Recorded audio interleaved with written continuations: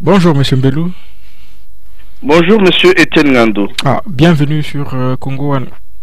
Monsieur Mbelou, le Conseil de sécurité a donné son feu vert au secrétariat général des Nations Unies de déployer des drones à titre exceptionnel, à titre expérimental plutôt, pour surveiller les mouvements des groupes armés et assister la MONUSCO dans l'est de la RDC.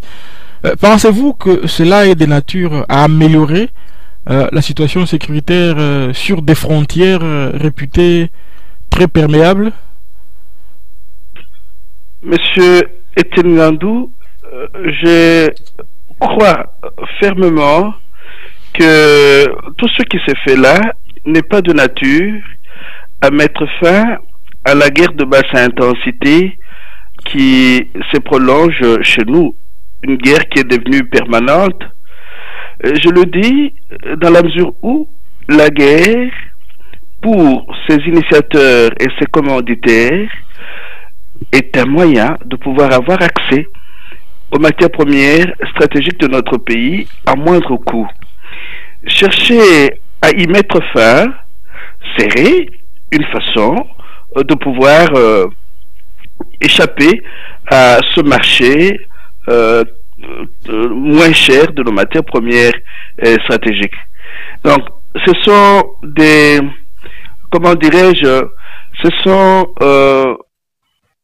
c'est une façon de nous distraire. Encore une fois, ces gens-là n'ont aucunement besoin de pouvoir mettre fin à la guerre de basse intensité qui sévit dans notre pays.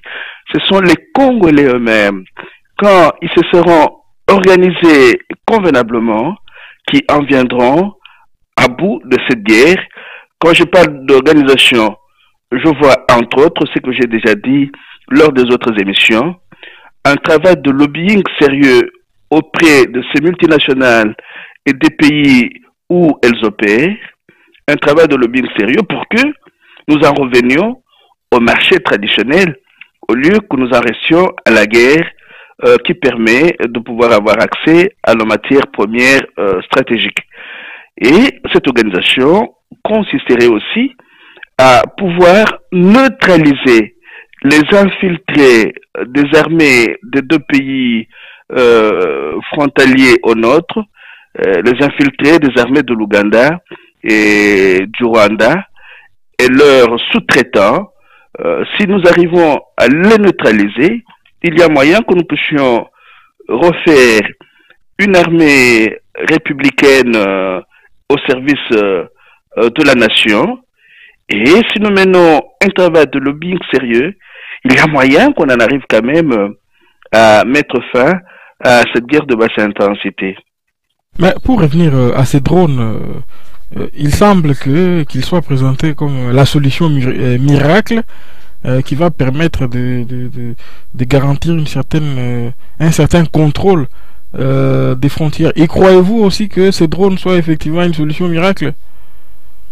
Monsieur Etienne Ngando, si vous relisez certaines de nos émissions, si vous les réécoutez, si vous relisez certains de mes textes, je peux me tromper, mais je ne crois pas du tout dans ces solutions qui viendraient de l'ONU. L'ONU, pour notre pays, depuis notre indépendance, l'ONU constitue pour nous un problème et non une solution. Elle est un problème parce qu'elle est dominée par les pays, les grandes puissances qui nous font la guerre, et elle ne pourra jamais se mettre de notre côté pour que nous mettions fin à cette guerre-là. On va déployer les drones, mais pas pour nous. Ils ont peut-être un travail qu'ils vont pouvoir faire avec ces drones-là. Monsieur Etienne Ngandou, n'oubliez pas que dans la plupart de nos pays africains aujourd'hui, on est en train de déployer des drones, non pas pour nous permettre de vivre comme des pays indépendants et souverains, mais pour nous contrôler. N'oubliez pas, monsieur Etienne Ngandou, que les États-Unis ont à Djibouti une base militaire contrôlée par Africom, et Africom a commission en Afrique contrôler l'accès aux matières premières stratégiques. Donc si nous n'avons pas en tête toute cette nouvelle politique impérialiste et néocoloniale, nous ne comprendrons pas grand-chose à ce que l'ONU est en train de faire chez nous. Il faudrait que chaque fois que nous étudions le cas du Congo, nous puissions avoir en tête ce qui se passe et ce qui s'est passé dans notre pays africain, ce qui s'est passé en Libye, ce qui est en train de se passer maintenant au Mali, ce qui s'est passé en Côte d'Ivoire, ce qui se passe en dehors de l'Afrique, en Syrie, etc. Donc nous ne devons pas analyser le cas du Congo en croyant que nous faisons exception dans la poursuite de la politique impérialiste et néocoloniale des pays occidentaux aujourd'hui. Ça serait nous faire illusion. Très bien. Lors d'un compte rendu fait à la presse, les patrons de l'armée ougandaise, le général Nyakarima, a affirmé que les galonnés des deux sous-régions de l'Afrique ont convenu de solliciter auprès de l'Union africaine et des Nations unies le remplacement de la MONUSCO par la force internationale neutre. Cette dernière, a-t-il soutenu, devrait être composée de troupes entièrement africaines qui ont une meilleure connaissance du relief du continent que des soldats à d'autres continents qui se retrouvent dans les rangs des casques bleus. Et il dit que cette idée est largement les limites de la MONUSCO sont notoirement établies, car depuis qu'elle est là, la RDC n'est ni pacifiée ni stabilisée. Qu'est-ce qui peut justifier une telle demande de la part du Rwanda et d'autres pays de ces deux sous-régions? Nous ne devons pas oublier, en analysant cette demande, que le Rwanda et l'Ouganda sont sous le coup des rapports, des différents rapports de l'ONU, des experts de l'ONU, à qu'il faut de temps en temps pouvoir les rapports qu'il faut de temps en temps pouvoir lire en dehors de ce que l'ONU fait chez nous, même s'il y a des liens indéfectibles entre les deux. N'oublions pas que le Rwanda et l'Ouganda sont stigmatisés dans les différents rapports des experts de l'ONU depuis les années 90 jusqu'à ce jour. Et puis, M. Tengandou, ces pays-là sont tellement pauvres qu'ils passent par le canal de leurs armées pour pouvoir aussi piller notre pays. Et je vous rappelle que même dans ces pays-là, le pillage organisé chez nous profite beaucoup plus aux hauts placés de l'armée qui s'enrichissent sérieusement. Donc quand ils disent qu'ils n'ont plus besoin de la MONUC, il y a une part de nous n'avons plus besoin de la MONUC, il y a une part de vérité, c'est que la MONUC n'a été d'aucune aide pour nous depuis qu'elle est là. Elle souffle le chaud et le froid, elle permet à ses chefs de pouvoir faciliter le pillage de nos matières premières tel qu'il est fait aujourd'hui par les multinationales occidentales. Mais de là à prétendre que cette force neutre sera efficace au moment où elle ne pourra être composée que des militaires, des soldats africains, il y a un pas que moi je ne franchis pas. Cela d'autant plus que ces militaires africains appartiennent aux pays qui sont impliqués dans la misère que nous sommes en train de connaître aujourd'hui dans notre pays. Entre la peste et le choléra, j'ai dit dans l'un de mes articles sur la force neutre là, la force africaine neutre, j'ai dit, nous ne sommes pas obligés de choisir entre deux maladies. Il y a moyen de poursuivre notre lutte autrement, de créer notre propre chemin en évitant de tomber dans les panneaux de la peste et du choléra. La signature d'un accord régional sur la paix dans l'est de la RDC qui était prévue le lundi 28 janvier au sommet de l'Union africaine a été repoussée sine die, a annoncé les Nations Unies. Est-ce là encore une énième défaite pour la diplomatie congolaise, dont la politique semble manquer totalement de lisibilité. Monsieur Etienne Ngando, essayons de décortiquer un peu ce qui est arrivé à Addis Abeba. Est-ce qu'on peut à la fois engager des pourparlers avec le M23, lesquels pourparlers attestent que ce qui se passe au Congo est un problème congolo-congolais? En acceptant de pouvoir mener ces négociations avec le M23, Kinshasa a cherché à blanchir Kampala et Kigali. Si Kampala et Kigali avaient accepté de pouvoir signer l'accord qui avait été proposé à Addis Abeba, ils reviendraient à la case départ, c'est-à-dire ils confirmeraient ce secret de Polichinelle, ils confirmeraient le fait que ce sont eux, les sous-traitants des grandes puissances, qui rendent la guerre de basse intensité permanente chez nous. Donc, à Addis Abeba, Kinshasa est tombé dans son propre piège. Notre capitale, avec son gouvernement usurpateur, ne peut pas vouloir une chose et son contraire. Et c'est encore là, signe qui ne ment pas. Nos institutions ont été infiltrées par les agents de Museveni et de Kagame, et elles ont du mal à pouvoir prendre une vitesse de croisière chaque fois qu'une issue à la situation de guerre que nous connaissons se présente. Nous revenons toujours à la case départ, c'est-à-dire qu'il y a purement et simplement dans le chef du gouvernement usurpateur de Kinshasa un manque criant de volonté politique.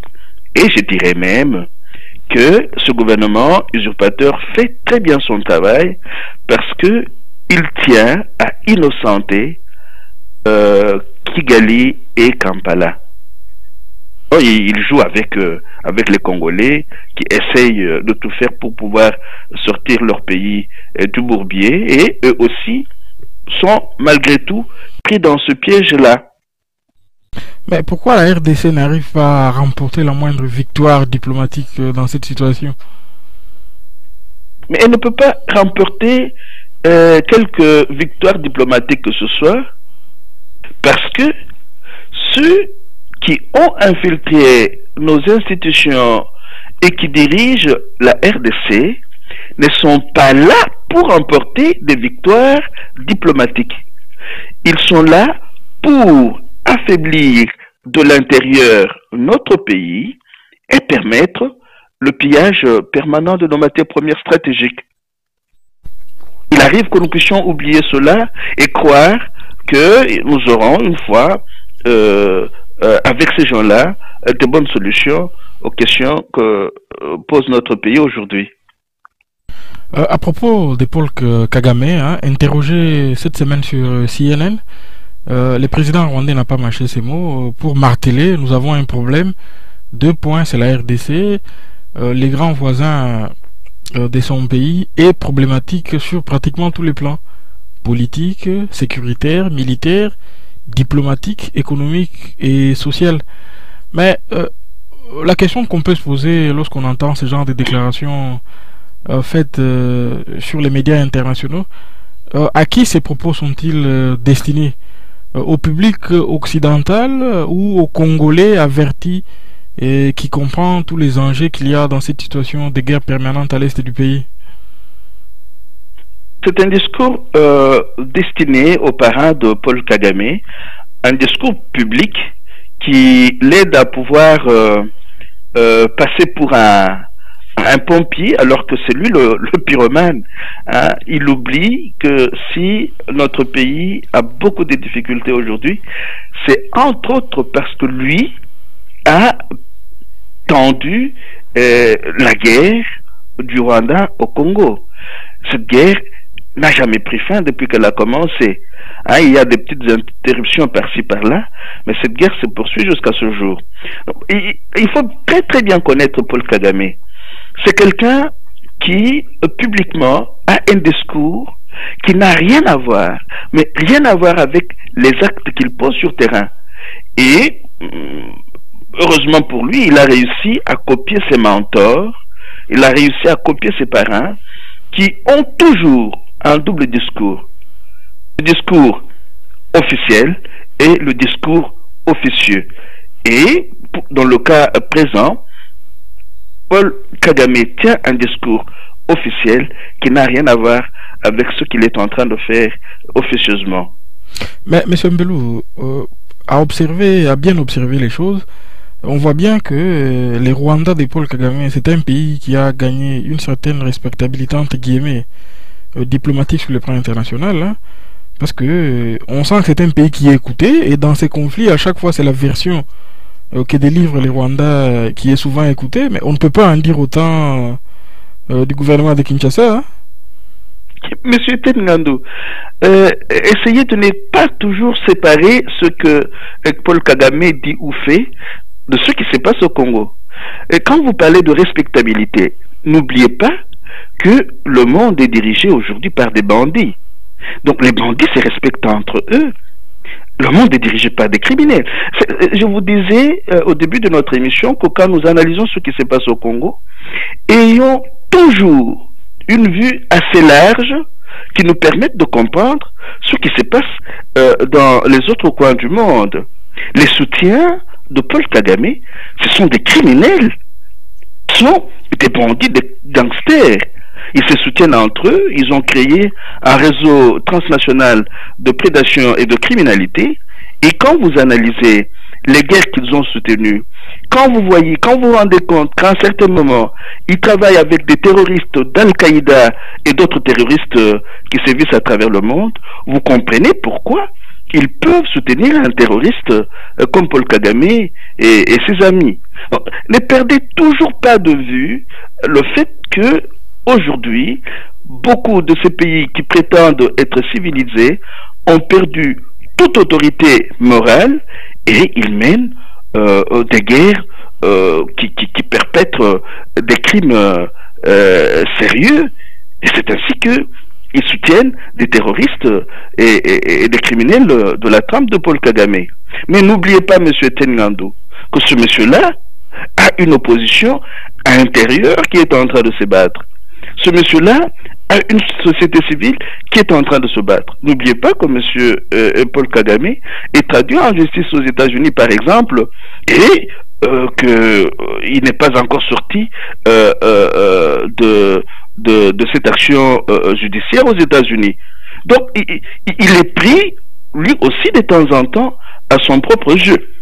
Sa chance, c'est que il est protégé par les grandes puissances sur le déclin qui nous font la guerre.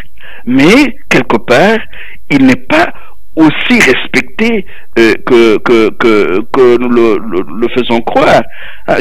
J'ai personnellement assisté à la sortie d'un parti politique rwandais à Bruxelles le 15 décembre 2012 et les propos qui ont été tenus au cours de cette sortie du parti politique rwandais par un responsable américain et ne sont pas allés dans le sens de ce que nous appelons respectabilité de Paul Kagame.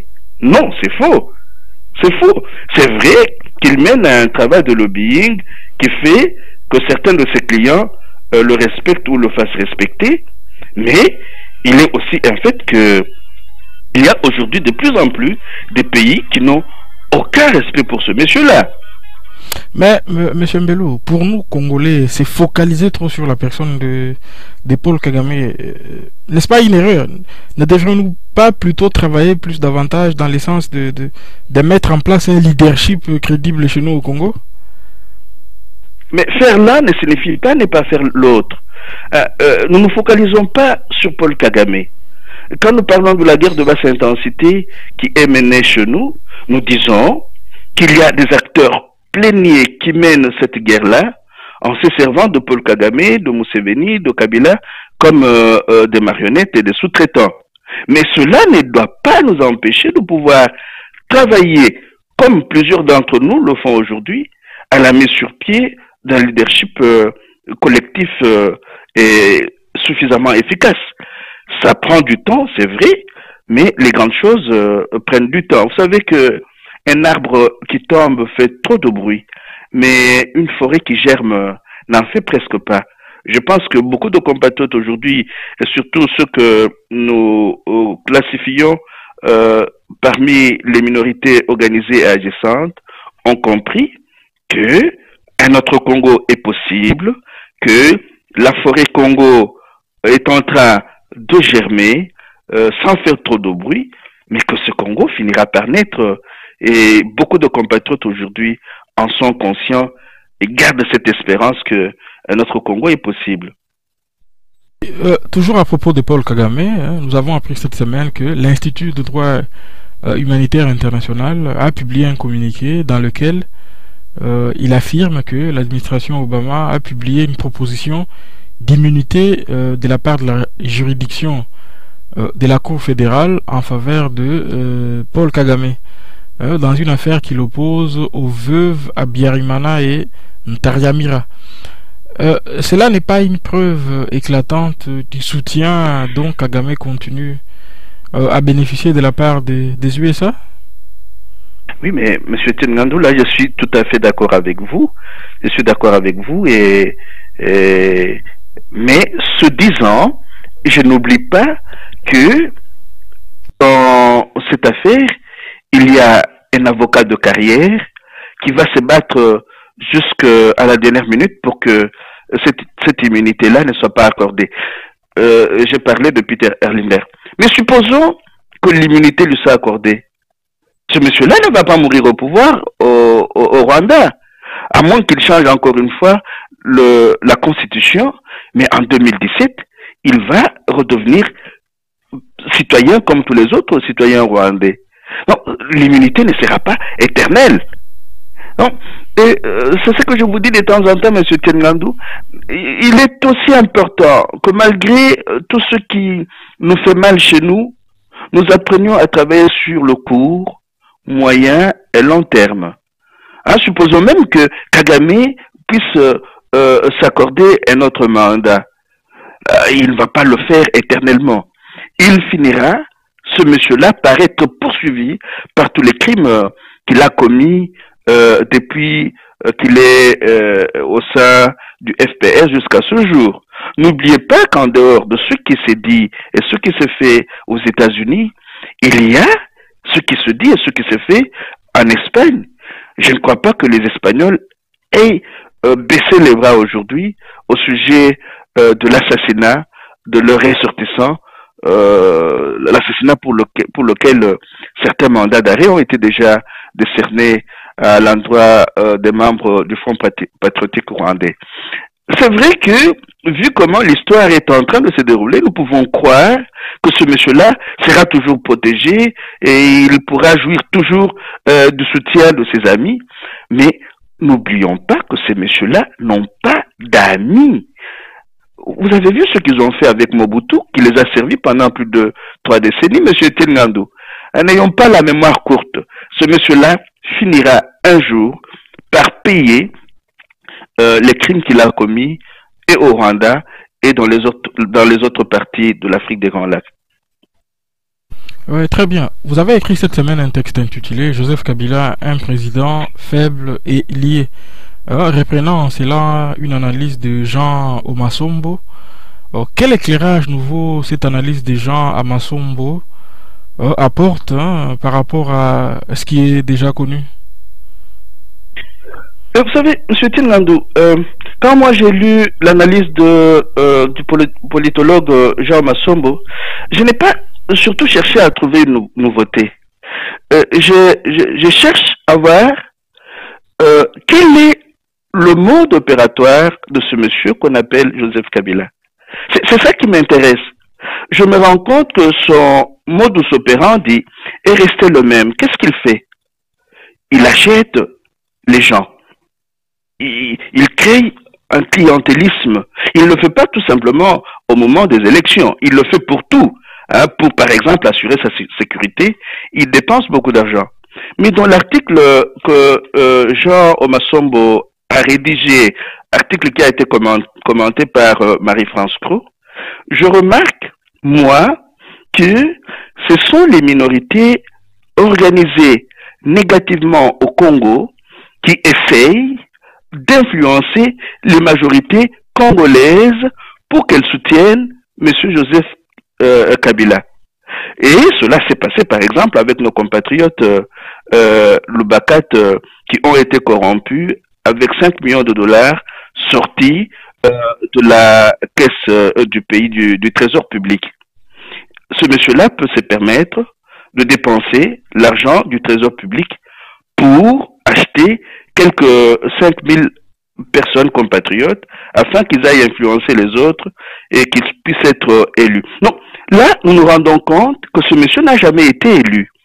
Il achète des voix. Il est monté au pouvoir en 2001 après l'assassinat de Laurent Désiré Kabila. Donc, cet assassinat-là lui a profité directement.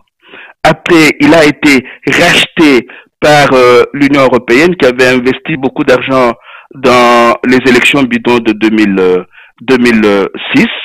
Et vous avez lu, vous avez entendu parler du livre de Charles Onana, Europe, crime et censure au Congo, les documents qui accusent. Ces documents-là prouvent noir sur blanc que ce monsieur a simplement joui du soutien de ses amis européens aux élections de 2006. Encore une fois, il n'a pas gagné ces élections-là. Il les a achetées par le biais de ses amis, de ses parrains occidentaux. Et en 2011, il fait la même chose. Donc, vous vous rendez compte, M. Tengandu, que les élections chez nous, telles qu'elles ont été organisées, ont été des pièges à camp. Le monsieur choisi au préalable essaie de distribuer un peu d'argent à gauche, à droite, pour pouvoir se maintenir à la tête du pays et dire qu'il a été élu démocratiquement. Ce faisant, la limite que j'essaye d'imposer à l'article du politologue Jean Massombo est la suivante. Quand il décrit les compatriotes Lubakat ou ceux de Maniema qui se retrouvent aujourd'hui dans le gouvernement, il risque de faire croire que il y a des soutiens tribaux et ethniques à l'endroit de monsieur Joseph Kabila. Ce qui est un peu faux. Pourquoi? Parce que, comme je le dis dans l'article, je vais peut-être simplifier. Il y a un de messieurs qui me disent que cet article-là n'est pas très très facile. Je vais simplifier en disant ceci. Avec la montée de la mondialisation, il y a de nouvelles familles, il y a de nouvelles tribus, il y a de nouvelles ethnies qui se sont recréées. C'est-à-dire, les gens qui travaillent pour leurs intérêts se sont associés. Ils ont créé des corps, des réseaux au sein desquels ils travaillent ensemble. Et ces réseaux n'ont pas que des dimensions locales. Ils ont des dimensions locales, nationales, africaines et même internationales. Donc, si on nous fait croire que c'est le tribalisme ou l'ethnicisme ou l'ethnocentrisme qui triomphe chez nous, on risque de passer à côté de cette nouvelle donne qui fait que ce soit au nord, au sud ou à l'est du monde, les individus qui rentrent dans les oligarques, le 1% qui pille et tue le monde aujourd'hui, ces individus-là ont constitué leur nouvelle tribu, leur nouvelle ethnie, et les liens traditionnels servent à ces gens-là comme des liens parasitaires. Donc on nous ment en disant « Ah, c'est un tel coin qui a soutenu. Ah, c'est un tel autre qui a soutenu. » Non. On trouve aujourd'hui, à travers l'espace géographique congolais, des tribus, des ethnies qui ont des minorités négatives qui travaillent contre le bonheur collectif partagé. Alors, on ne peut pas dire que ces minorités-là, négatives, appartiennent simplement à telle ou telle autre tribu ou telle autre ethnie. On les retrouve dans toutes nos tribus, dans toutes nos ethnies. Mais ces minorités-là ne sont pas aussi efficaces que les oligarques qui dirigent le monde aujourd'hui et qui ont comme sous-traitants et marionnettes les gens comme les Kabila, les Museveni et les Kagame. Mais, M. Mbelou, les pouvoirs cherchant à se consolider, on sait bien que chez nous, ils se reposent essentiellement sur la tribu. Hein, pour parler rien que des forces des polices, on les voit bien au procès chez Béa. Ce n'est pas pour rien que la plupart des accusés, on les voit dans les box, hein, ils appartiennent tous à une même province, hein, les Katanga pour ne pas la citer. Monsieur Étienne Nandou, cette histoire-là, je la traite dans mon texte comme étant un mythe. Pourquoi? Parce que, vous savez, j'ai beaucoup rigolé quand j'ai vu la petite phrase selon laquelle, quand nous étions enfants, on nous disait que Mobutu, le nom de Mobutu était Kabasele et qu'il était du Kasaï. C'est ce qui est en train de se faire avec les compatriotes du Katanga qui se laissent corrompre par Kabila. Parce que ces gens-là, pour la plupart, ils sont corrompus.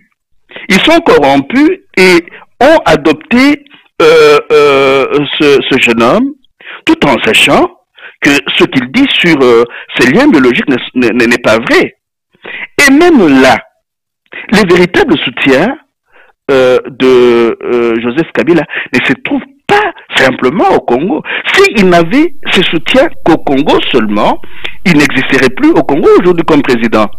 C'est parce que il est soutenu par le réseau transnational de prédation avec beaucoup de services de sécurité et beaucoup d'informations qui lui sont fournies, qui tient encore le coup. Donc, mais pour faire illusion chez nous, on nous montre ce que nous aimons voir, c'est-à-dire il y a la tribu, il y a l'ethnie qui est derrière. C'est vrai et faux à la fois, parce qu'il y a instrumentalisation aujourd'hui de la tribu et de l'ethnie par le 1%, par la minorité organisée au niveau transnational pour pouvoir mettre les pays du monde à genoux. Donc, c'est très subtil et très difficile à comprendre parce que nous avons été éduqués dans la mentalité selon laquelle quand il y a des responsables, ils sont soutenus par leurs tribus, par leurs ethnies. Or, aujourd'hui, les ethnies et les tribus sont instrumentalisées et souvent les membres de ces ethnies et de ces tribus-là vont ramasser les miettes qui tombent à la table de ceux qui dirigent. Monsieur Tenlandou, croyez-vous que les compatriotes Lubakat qui ont eu $500 pour être corrompus avant les élections de novembre et décembre 2011 sont allés distribuer cet argent-là à tous les Balubakat? C'est faux. Il y a des minorités comme ça qui sont influentes et dans presque toutes nos ethnies et toutes nos tribus. Et vous me parlez de la police, mais qui est en train de mener les négociations à Kampala? C'est Chibanda. Vous retrouvez ces gens-là, vous retrouvez les Mende, vous retrouvez les Chibanda, vous retrouvez... Ils sont tous là. Ils sont tous là, ils constituent aujourd'hui les réseaux d'élite dont il est déjà question dans le rapport Kassem de 2002. Le réseau d'élite n'est pas composé des membres des tribus et des ethnies. Ce sont des gens qui ont des intérêts communs, qui s'associent, qui font leur corporatisme. Et aujourd'hui, vous avez les vieux dinosaures mobutistes, vous avez les nouveaux prédateurs et kabylistes qui constituent la classe dominante du Congo. Alors, parce que si nous continuons à croire que le réseau transnational de prédation qui entretient la guerre permanente chez nous n'existe pas, nous risquons de ne pas voir qu'il y a le 1% des Congolais qui s'associent avec les 1% des autres pays pour pouvoir nous mener cette guerre-là. Nous risquons de ne pas voir qu'il y a un réseau d'élite composé des nouveaux prédateurs kabylistes et des anciens dinosaures mobutistes qui font la guerre à ce pays-là parce qu'ils doivent se maintenir à tout prix au pouvoir. Donc, si nous ne voyons pas cela, que nous ne voyons pas cette classe politique qui est en train d'écraser les autres, quitte à redistribuer de temps en temps les miettes et les postes, nous risquons de ne pas être très avancés dans la lutte que nous sommes en train de mener aujourd'hui. C'est un point de vue. Vous savez, de temps en temps, quand je mets mes points de vue comme celui-là, je dis, ce n'est pas une parole d'évangile. On n'est pas obligé de me croire. C'est une analyse que moi je fais à partir des éléments à ma disposition, à partir de mes lectures, à partir de mon approche de l'évolution du monde aujourd'hui. Mais, monsieur Mbelou, vous savez très bien que le tribalisme, c'est une réalité sociologique chez nous et qu'on ne peut pas la nier. Beaucoup de gens fonctionnent dans ce schéma-là.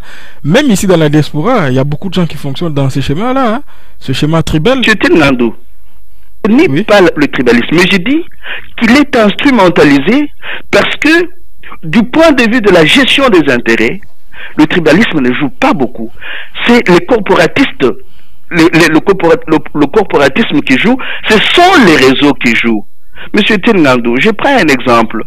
Vous avez suivi l'histoire de nos îles, de nos matières premières, de nos entreprises bradées aux îles Vierges britanniques. Et nous avons perdu une bagatelle de 5 milliards de dollars. Vous croyez que ce sont les Congolais qui ont joui de cet argent-là? Pas du tout. Ce sont les réseaux. Ce sont les gens de réseau. Et je vous cite de temps en temps une page du livre de Colette Brackman, même si nous la critiquons beaucoup, mais elle fait de temps en temps un travail d'investigation qui demande que nous puissions y attirer un peu d'attention. Vous allez à la page 59 et 60 du livre Le Nouveau Prédateur et à la page 187, vous avez une vision de l'orientation de notre pays depuis la guerre de l'AFDEL jusqu'à aujourd'hui, parce que ce qui a été fait, c'est quoi? Ouvrir notre pays au capitalisme sauvage. Et pour que cela puisse être efficace, ce sont les réseaux d'élite impliqués impliqués dans cette ouverture de notre pays au capitalisme sauvage, qui essaient de tirer leur épingle du jeu. Alors quand ils ont des sous, quand leurs intérêts sont garantis, ils en redistribuent un peu, mais ils font du clientélisme. Ils ne le font pas tout simplement avec les membres de telle ou telle autre tribu, même si de temps en temps il y a des choses qui sautent aux yeux, ils le font avec tout le monde. Ils le font avec tout le monde. Et aujourd'hui au Congo, vous retrouvez toutes les ethnies, toutes les tribus impliquées dans cette corruption et dans ce clientélisme. Si je suis revenu dans mon dernier article, c'est parce que je souhaite que nous ne puissions pas nous rentrer dedans en croyant qu'il y a des tribus et des ethnies beaucoup plus favorisées que les autres, parce que dans presque toutes nos tribus et toutes nos ethnies, il y a ces minorités qui travaillent négativement contre le bonheur collectif partagé. Très bien. Pour finir, un mot sur le Mali. Hein. On y a vu hier le président français François Hollande triomphant, hein, puisqu'il est reçu en héros par le peuple malien.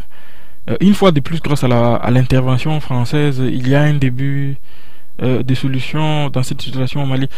Monsieur Mbelou, n'est-ce pas là pour nous Africains un aveu criant de notre impuissance d'assumer notre destin? Monsieur Tingan, nous devions continuer à faire est-ce que vous voyez un début de solution au Mali? Vous voyez ça où il n'y a pas de début, il n'y a pas eu guerre. Ils se sont battus contre qui? Parce que les djihadistes qu'ils poursuivaient arrivaient toujours à fuir avant que les militaires n'arrivent. Hein?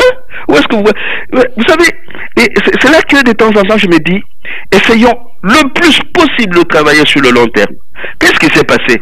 Et là je renvoie certains de nos auditeurs qui ont un peu de temps, parce que je ne crois pas que tout le monde ait le temps de faire ce que je vais demander aujourd'hui. Il y a 2 sites ou 3 sites alternatifs très importants que nous pouvons consulter sur la question du Mali. C'est Investigue Action de Michel Collomb. Il suffit de mettre dans Google Michel Collomb et on va sur ce site-là. C'est Le Grand Soir.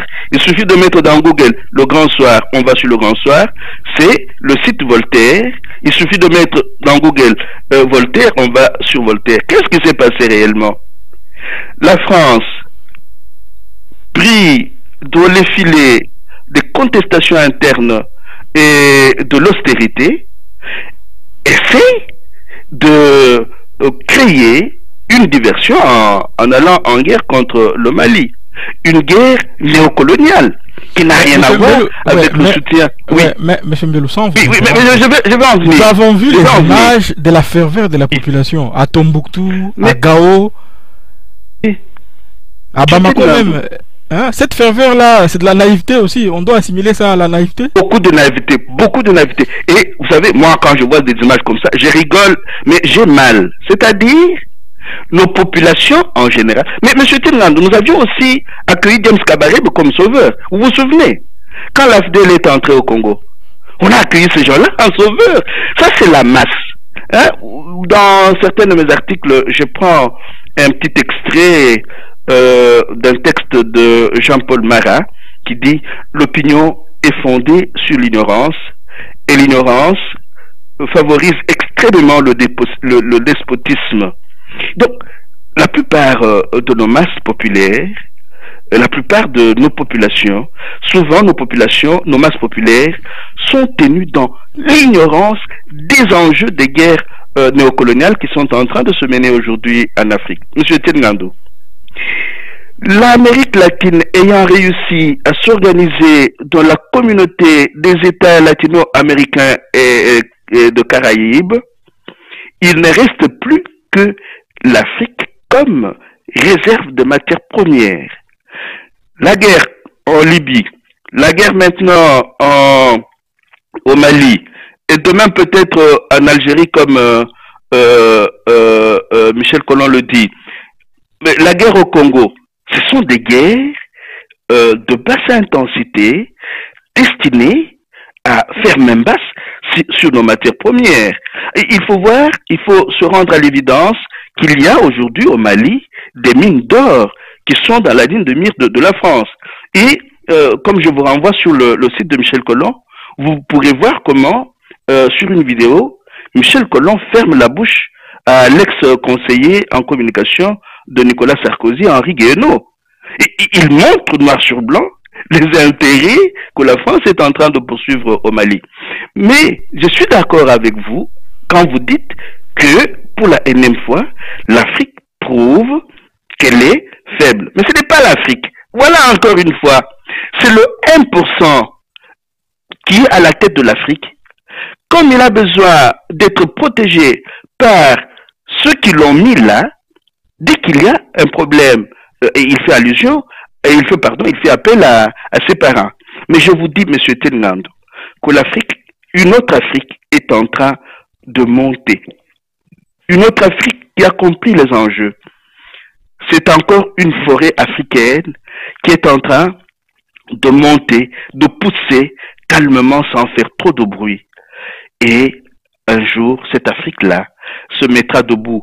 Si nous n'aurons pas la chance de pouvoir la voir, nos fils ou même nos petits-enfants verront cette Afrique-là. Elle est en train de naître. Elle a compris. Elle a tout compris.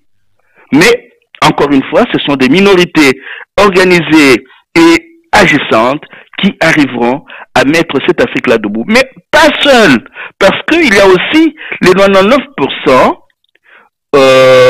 des compatriotes du monde à travers tous ces pays, même à travers la France. On a des alliés avec lesquels nous pourrons travailler demain, parce que la politique de l'austérité ne concerne pas le 1% qui la promeut, mais la politique d'austérité concerne les 99% qui sont à la base, qui sont la base de la société.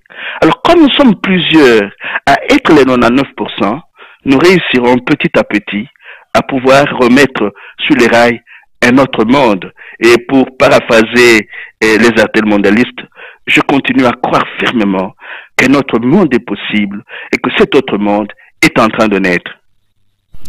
Très bien, merci beaucoup, M. Mbelou, et à la semaine prochaine. C'est bien, M. Tinlandou, et à la semaine prochaine.